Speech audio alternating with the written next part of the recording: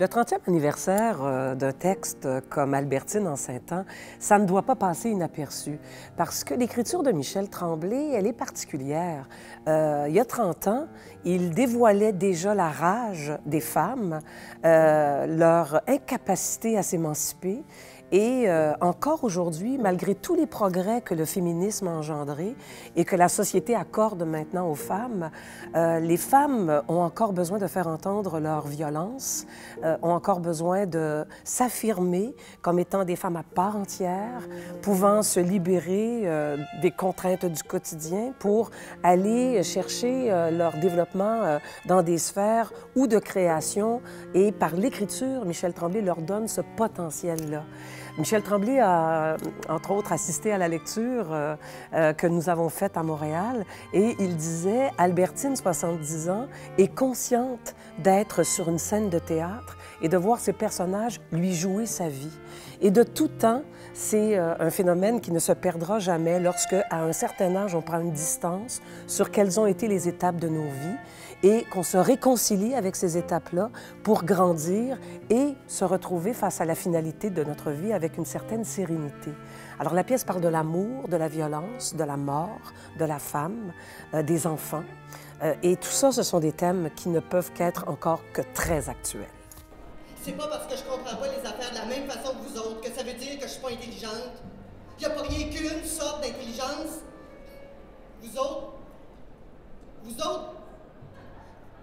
vous êtes intelligent avec votre tête, puis vous voulez pas comprendre qu'on peut l'être. Je sais pas comment dire ça, Madeleine. Madeleine sera jouée par Lorraine Côté. Et si je commence par la plus jeune, 30 ans, c'est Émilie Bibeau. Albertine, 40 ans, Eva Daigle. Albertine, 50 ans, Marie Tifo. Albertine, 60 ans, Lise Castonguay. Et Albertine, 70 ans, le personnage vers lequel tout converge, Monique Miller. Michel Tremblay est très, très féminin. Michel Tremblay a mis beaucoup de femmes dans ses œuvres, romanesques, nouvelles ou pièces de théâtre. Un des personnages qui est probablement celui qui est le plus, le témoin le plus fort de ce que Michel Tremblay veut faire dire aux femmes, c'est Albertine.